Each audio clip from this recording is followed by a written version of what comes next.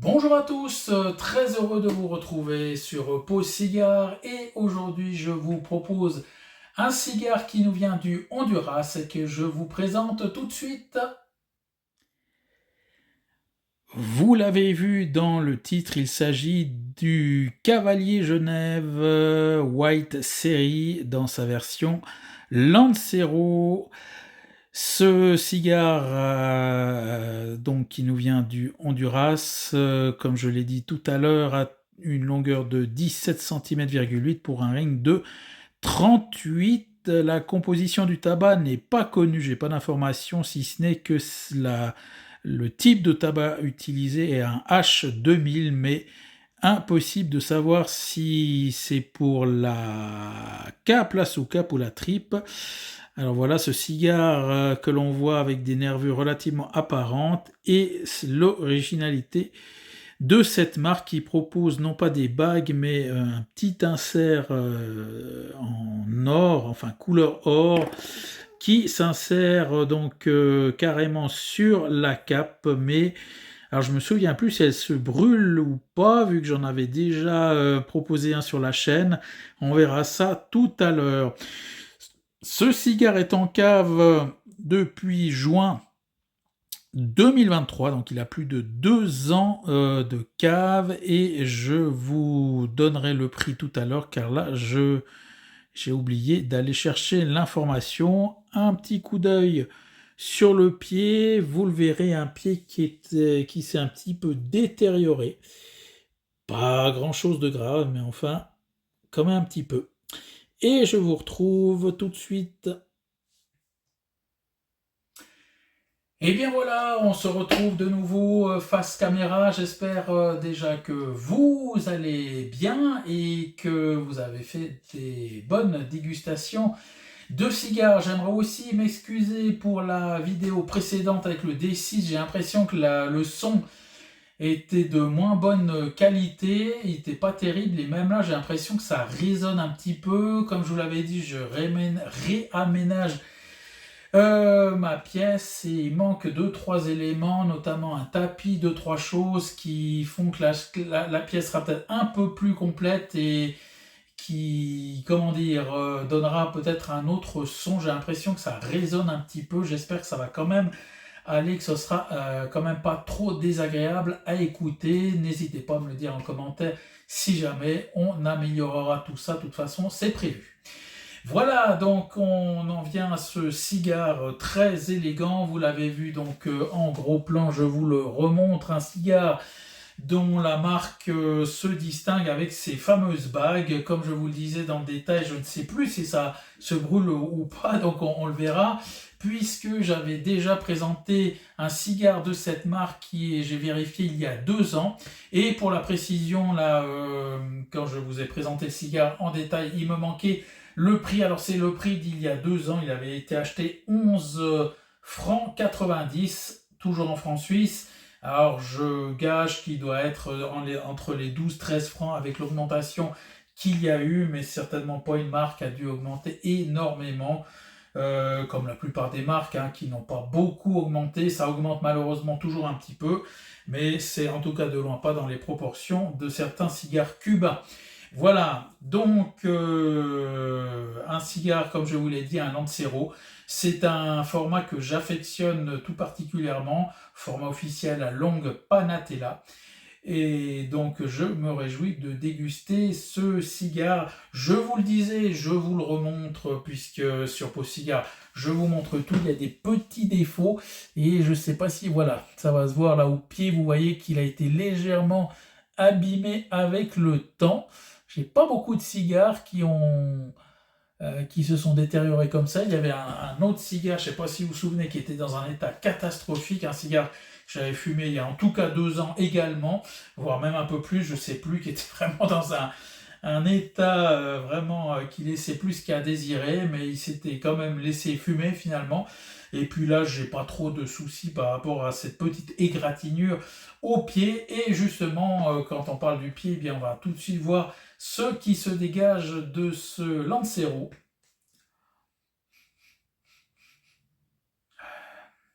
Ouais, alors autant dire que ça n'a rien à voir avec les Cubains, c'est même assez surprenant. Cela fait un moment que j'avais plus senti un pied qui délivre des odeurs de ce type-là, des odeurs, je dirais, sèches. Ça me rappelle de l'herbe sèche, du foin sec, quelque chose comme ça. C'est pas désagréable, mais quelque chose de végétal mais sec, avec un petit fond de cacao et de fruits à coque aussi qui auraient un petit peu séché sur le bord d'une fenêtre là au soleil comme ça, où le goût c'est un petit peu, l'odeur c'est un petit peu évaporé je dirais, c'est un petit peu estompé, c'est assez surprenant. En tout cas c'est agréable, c'est assez léger et on va tout de suite voir ce que ça va donner au tirage à cru. Alors là on va évidemment couper, je dirais au plus court, il n'y a pas besoin d'une coupe particulière sur ce Lancero, voilà. Alors,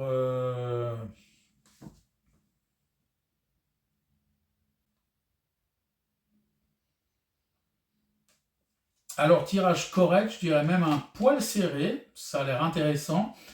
Et puis au niveau de ce qui vient en bouche, eh bien on retrouve un petit peu cette sensation d'herbe séchée et pas grand chose d'autre. C'est très très très léger et ouais, vraiment de nouveau, euh, ouais, de l'herbe, du foin, quelque chose comme ça, quelque chose d'un peu sec, d'un peu léger, c'est pas très très prononcé. Alors, on y va à l'allumette. Alors, autant dire qu'il va être assez vite allumé. Autant il est long avec ses 17 cm, avec son ring de 38, ça va aller assez vite.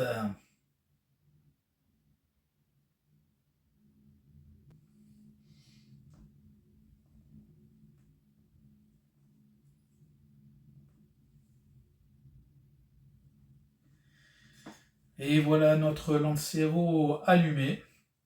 Alors comme vous le savez, j'aime bien laisser passer 2-3 bouffées. Souvent la première ou deuxième bouffée est un peu torréfiée, il y a un petit goût des fois de petite sensation de brûlé qui vient à cause de l'allumage directement. Donc j'aime bien laisser passer 3-4 bouffées et je vous retrouverai donc pour vous dire comment se passe ce démarrage.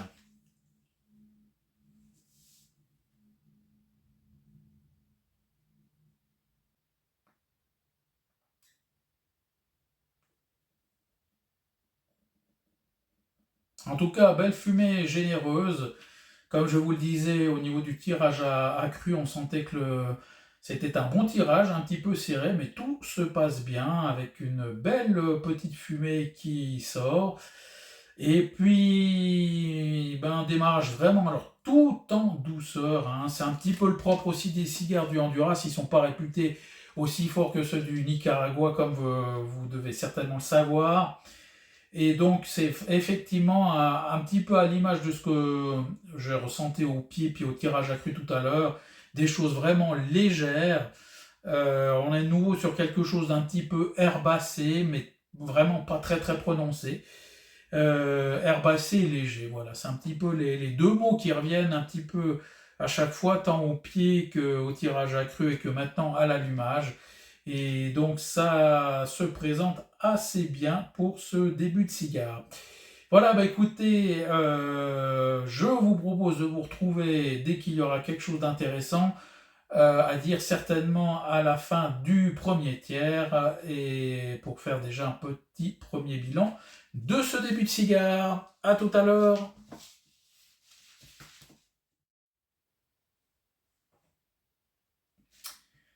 J'arrive tout doucement à la fin du premier tiers, comme vous le voyez, un cigare avec une fumée relativement généreuse et dans l'ensemble un cigare qui se fume facilement dans le sens où il est vraiment alors léger, on est toujours dans cet univers d'herbes sèches avec pas vraiment d'arôme très très prononcé, c'est un cigare vraiment très très léger et j'ai l'impression qu'il se consume même assez rapidement et que ça va être un Lancero qui va se fumer, alors j'ai pas regardé l'heure, mais assez rapidement, il me semble qu'il avance assez vite.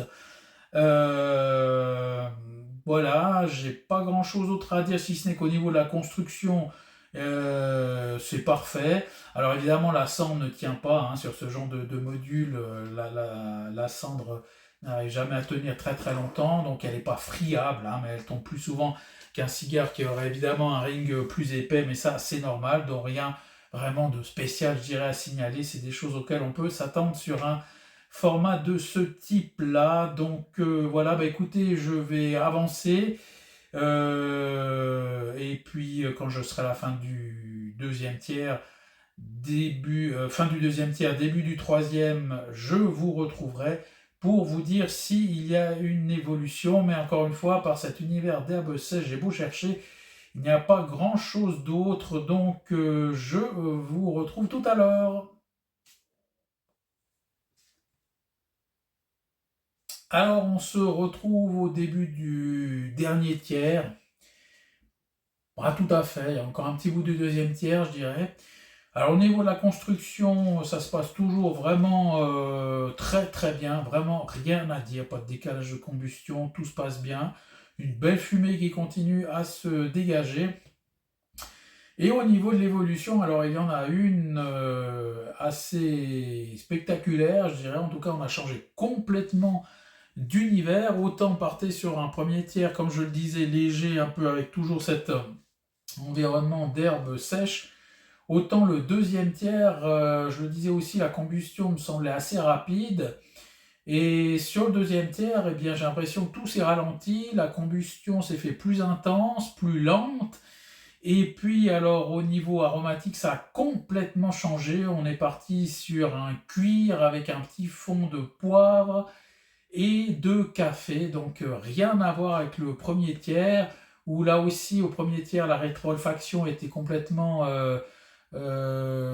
légère aussi sur cet environnement d'herbes sèches. Et là on a vraiment un peu de poivre qui arrive en rétro-olfaction, mais encore une fois pas seulement. En bouche également, un petit poivre, un petit fond de café, alors léger, lointain, je dirais que c'est plutôt cuir poivre maintenant qui domine, avec un, comme je disais, une combustion ou en tout cas des arômes qui se font plus intenses. Et je suis curieux de voir sur quoi ce dernier tiers va nous amener, parce qu'alors vraiment on a complètement changé d'univers d'un tiers à l'autre. Et là, eh bien, je vais continuer et puis je vous propose de vous retrouver vraiment à la toute fin du cigare et la fin du dernier tiers, donc bien évidemment, pour voir ce que cela aura donné. Puis j'essaierai également de vous montrer ce que va donner cette fameuse bague, enfin ce losange doré là,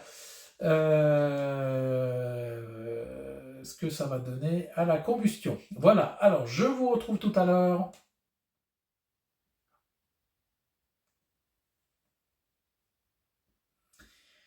Et bien voilà, on arrive tout doucement à la fin du cigare. Alors vous voyez toujours cette fumée vraiment généreuse et je vous montre tout de suite ce que donne cette bague. Voilà, je rapproche en fait la partie dorée, ben, reste un petit peu, elle part tout doucement avec la cendre, elle se disloque un petit peu avec la cendre, je ne sais pas si vous le voyez.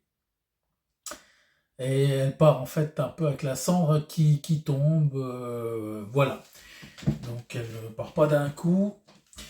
Alors un dernier tiers qui est encore monté d'un cran. Le poivre s'est même un petit peu estompé au profit d'un cuir qui s'est fait encore plus marqué. Un cuir assez puissant, je dirais, bien présent.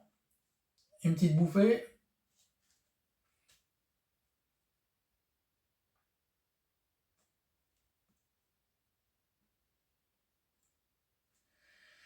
Ouais, là, en rétro-olfaction, on sent quand même bien côté poivré. Par contre, en bouche, comme je le disais, donc sur ce dernier tiers, c'est vraiment le cuir qui a pris le dessus.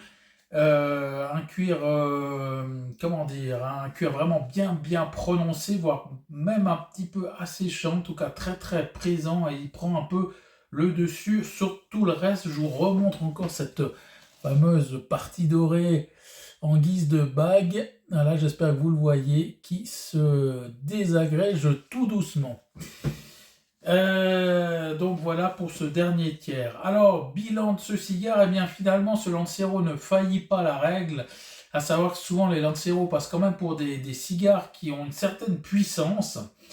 Je pense évidemment au Cohiba en premier lieu. Et ben, ce cigare est quand même puissant. Alors il démarre vraiment de manière très légère, vous l'avez vu. Et vraiment, il n'a fait que monter en puissance. Donc un cigare que je ne recommanderais pas à des débutants en tout cas. Surtout que vraiment ce dernier tiers se fume encore plus doucement parce qu'il est vraiment puissant, il est riche en arômes, c'est intense.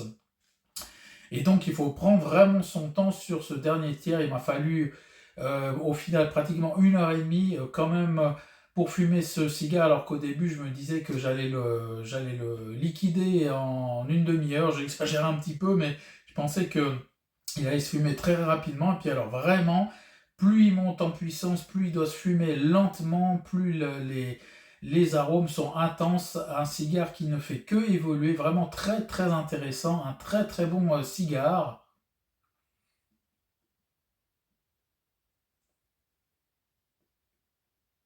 C'est vraiment une marque, je crois, que vous trouvez en France, hein, sauf erreur, en tout cas je l'espère, mais dans mes souvenirs, le premier cavalier que j'avais présenté, une petite parenthèse d'ailleurs, si vous voulez un tout petit mot sur la marque, sur l'histoire de la marque, il faut aller rechercher cette vidéo d'il y a plus de 2 ans que j'avais tournée sur ce premier cavalier, où je retraçais un petit peu l'historique, quelques mots, je ne sais plus exactement. Et puis alors juste aussi pour l'anecdote, mais au niveau du prix, donc je vous l'annonçais à 11 francs 90 où je l'avais acheté. J'ai vu que actuellement son prix est de 14 francs 25, donc ça fait quand même un bon 10-15% d'augmentation malgré tout, hein, comme tous les cigares de manière générale. Voilà ce que l'on pouvait dire sur ce cigare, encore une fois vraiment très, très intéressant. Au niveau du pairing, j'ai rien fait au niveau du pairing. Et je pense en tout cas sur la fin, un espresso un petit peu corsé irait assez bien. Au niveau alcool, je suis pas assez spécialiste pour vous dire. Il faudrait essayer plutôt avec un rhum de Martini, quelque chose un petit peu corsé aussi. Ferait bien l'affaire. Je crains qu'un Porto ou un champagne, par exemple, un mousseux, serait un peu léger pour ce cigare. Et on voit vraiment là, alors vraiment bien, encore une fois, voilà, je vais essayer de montrer cette bague qui se désagrège tout doucement, encore une fois. Voilà.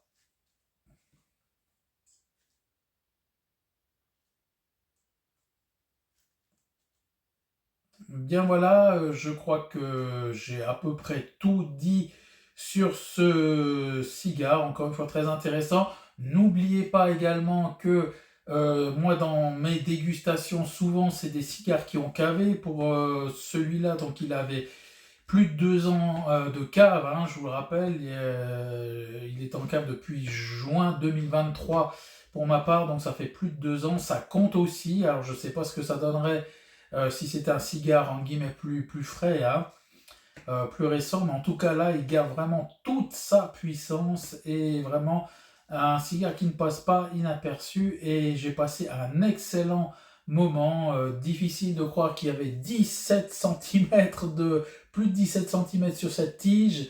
Eh bien oui, et donc voilà, bah, je fais tomber la cendre, vous voyez.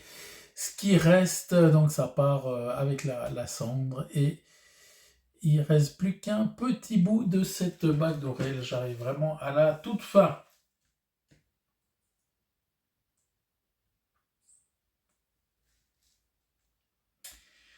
Voilà, et bien c'est l'heure de vous quitter. Alors encore une fois, ben, je vous souhaite en tout cas pour la suite de très bonnes dégustations de cigares. Pour ma part, je ne parle plus de régularité au niveau de la sortie des vidéos. Ça sort quand ça sort. D'ailleurs, c'est un petit peu la rentrée, vu que j'ai vu qu'il y a une ou deux autres chaînes aussi qui ont refait surface avec grand plaisir. On se sent un petit peu moins seul quand même, c'est bien, parce que je l'avais déjà dit, hein, mais au niveau des chaînes françaises, au niveau du cigare, ça s'est sérieusement ralenti. Il y a plusieurs chaînes qui n'ont plus donné signe de vie depuis un certain temps. Je pense à Cigar and Beers notamment. Cigar TV aussi, qui semble-t-il n'a plus trop donné de signes de vie, mais enfin voilà, il y a toujours de très bonnes chaînes qui sont là. Euh, Cigar TV, non, excusez-moi, je me trompe avec Cigar Live, pardon, Cigar Live qui n'a plus trop donné signe de vie comme Cigars and Beer. Par contre, Cigar et Partage vient de sortir une vidéo et j'étais très heureux de redécouvrir une nouvelle vidéo. Cigar TV va revenir assez vite après une pause estivale et puis d'autres qui sont toujours un petit peu en circuit, là, une ou deux dont j'oublie le nom mais qui sont encore là. Et puis, encore une fois, pour ma part, eh bien, j'aurai plaisir à vous retrouver. Ce sera pour la prochaine fois, certainement avec un Cubain. Et d'ici là, ben, je vous souhaite de bien vous porter et je vous dis à bientôt. Allez, bye bye.